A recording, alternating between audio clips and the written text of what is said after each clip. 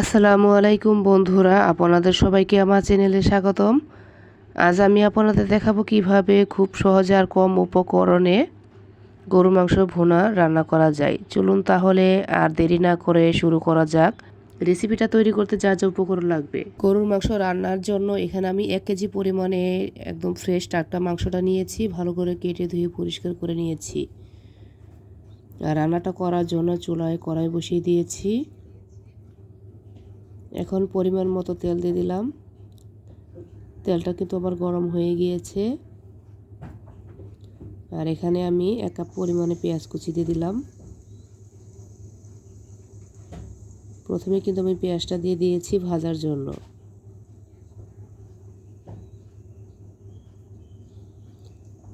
পেঁয়াজটা ভালো করে একটু ভাজবো, তার জন্য কিছুক্ষণ পর পর একটু নেড়ে নিচ্ছি।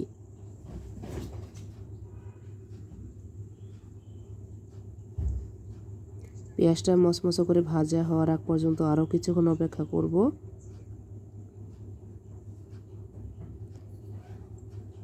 পেঁয়াজটা কিন্তু আমার ভাজা হয়ে গিয়েছে। আমি কিন্তু একটু সময় নিয়ে পেঁয়াজটা ভালো করে ভেজে নিয়েছি। আর এখানে আস্ত কিছু মশলা দিয়ে দিচ্ছি, দারুচিনি, এলাচ, তেজপাতা আর 2টা লং নিয়েছি। আস্ত মশলাগুলো দিয়ে দিলাম, দিয়ে 2 মিনিটের মধ্যে একটু ভাজবো।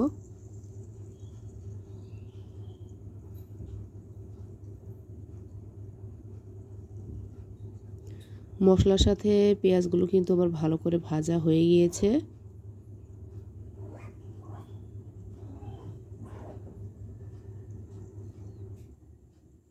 সবগুলো আস্ত মশলা পেঁয়াজের সাথে ভালো করে ভেজে নিয়েছি। এখানে আমি রসুন আর পেঁয়াজ বাটা দিয়ে দিলাম 2 চামচ পরিমাণে। আদা বাটা এখানে আমি 2 চামচ পরিমাণে দিয়ে দিচ্ছি। এখানে আমি 2 চামচ আদা বাটা, 2 চামচ রসুন বাটা দিয়ে দিয়েছি। দিয়ে ভালো করে একটু ভেজে নিচ্ছি। আদা রসুন বাটাটা আমি প্রথমেই দিয়ে দিলাম। ভালো করে একটু ভাজবো যেন কাঁচা গন্ধটা না থাকে। আর বাটা মশলায় রান্নাটা তৈরি করে নিচ্ছি। মশলাটা কিন্তু আমি ভালো করে ভেজে নিয়েছি। এখন বাকি মশলাগুলো দিয়ে দিব পরিমাণ মতো করে।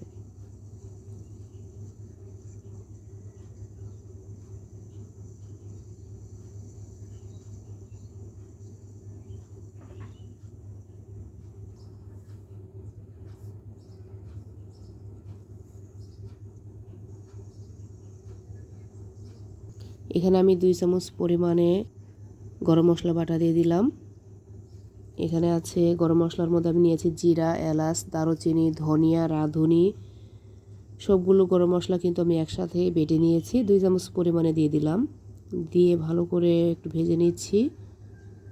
আর যেহেতু বাটা মশলায় রান্নাটা তৈরি করে নিচ্ছি, এখানে মশলাগুলো কিন্তু আমি পরিমাণ মতো দিয়ে ভালো করে একটু ভেজে নিচ্ছি যেন কাঁচা গন্ধটা না থাকে। আর মশলাটা কষানোর মধ্যে কিন্তু রান্নার স্বাদটা ভালো হয়। এখন বাকি মশলাগুলো দিয়ে দিচ্ছি।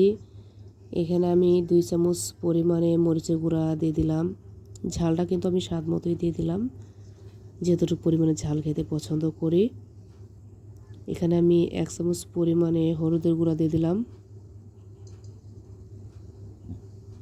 আর ধনিয়া কিন্তু আমি বাটায় দিয়ে দিয়েছি। আর এখানে লবণ দিয়ে দিচ্ছি আমি 2 চামচ পরিমাণে। লবণটাও আমি স্বাদ মতোই দিয়ে দিলাম।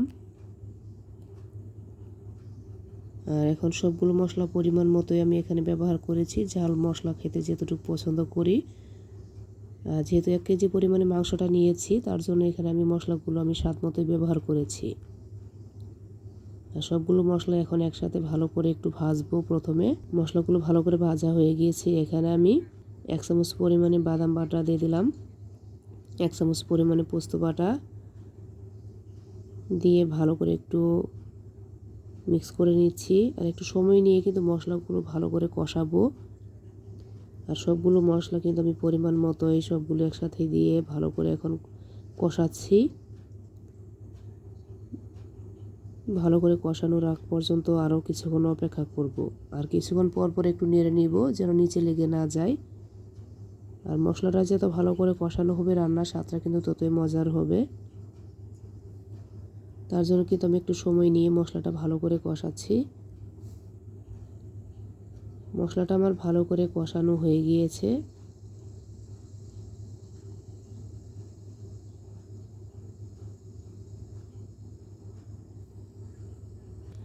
আর এখানে ধুয়ে রাখা মাংসগুলো এখন দিয়ে দিচ্ছি।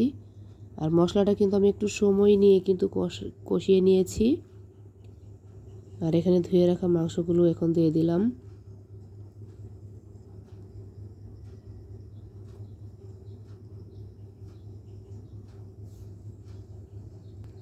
আর এখানে 1 কাপ পরিমাণে পেঁয়াজ কুচি দিয়ে দিলাম। দিয়ে ভালো করে একটু মিক্স করে নিয়েছি মশলার সাথে মাংসগুলো।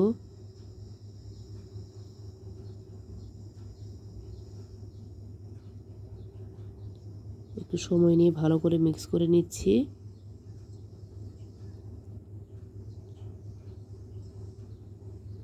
আর আমি যেভাবে সবসময় রান্নাটা তৈরি করে থাকি সেটা কিন্তু আপনাদের সাথে শেয়ার করে নিচ্ছি। ভালো লাগলে অবশ্যই একদিন এভাবে তৈরি করবেন।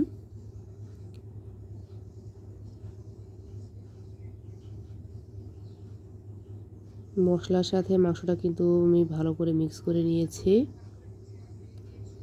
আর এখন ঢাকনা দিয়ে ঢেকে মাংসটা ভালো করে কষানোর আগ পর্যন্ত ঢাকনা দিয়ে ঢেকে অপেক্ষা করব। মাংসটা কষানো হয়েছে কিনা একটু দেখে নিচ্ছি। তার জন্য আবার একটু নেড়ে নিচ্ছি। আর মাংসটা কিন্তু আমি একটু সময় নিয়ে ভালো করে কষাবো। কষানোর মধ্যে কিন্তু ভালো করে সেদ্ধটা হয়ে যাবে। তার জন্য একটু সময় নিয়ে আমি মাংসটা ভালো করে কষাবো। আর চুলার জালটা কিন্তু প্রথমে আমি হাই হিটে রেখে দিয়েছিলাম, আর এখন মিডিয়াম হিটে রেখে দিয়েছি। ভালো করে কষানোর আগ পর্যন্ত অপেক্ষা করব। আর এই পর্যায়ে এখানে আস্ত কিছু কাঁচামরিচও দিয়ে দিচ্ছি। দিয়ে আবার একটু নেড়ে নিচ্ছি।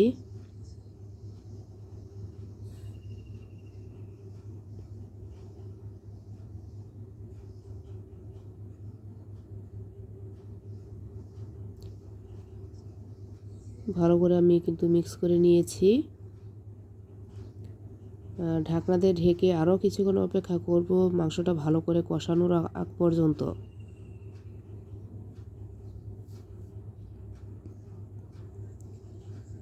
মাংসটা কিন্তু আমার ভালো করে প্রায় কষানো হয়ে গিয়েছে।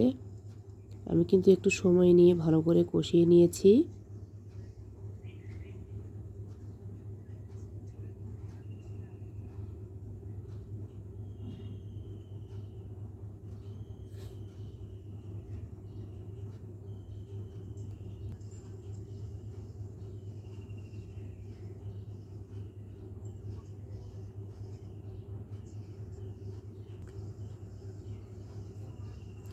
কষানোর মধ্যে কিন্তু মাংসটা আমার ভালো করে সেদ্ধটাও হয়ে গিয়েছে।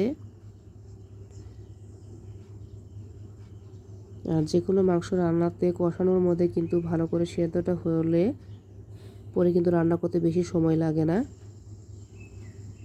তার জন্য আমি একটু সময় নিয়ে মাংসটা ভালো করে কষিয়ে নিয়েছি। আর এখন মাংসটা ভালো করে সেদ্ধ হওয়ার জন্য এখানে আমি ফুটানো গরম পানি দিয়ে দিলাম পরিমাণ মতো একটু, যেহেতু মাংসটা ভুনা করব তার জন্য ঝোলের পরিমাণটা বেশি রাখবো না। এখানে আমি গরম পানি ব্যবহার করেছি। গরম পানি দিয়ে রান্না করলে কিন্তু রান্নার স্বাদটা অনেক মজার হয়, আর রান্নাটাও তাড়াতাড়ি হয়ে যাবে। তার জন্য ঢাকনাতে ঢেকে কিছুক্ষণ অপেক্ষা করব। আর ঝোলের পরিমাণটা কিন্তু অনেকটাই কমিয়ে গিয়েছে। একটু সময় নিয়ে কিন্তু রান্নাটা আমি করে নিচ্ছি।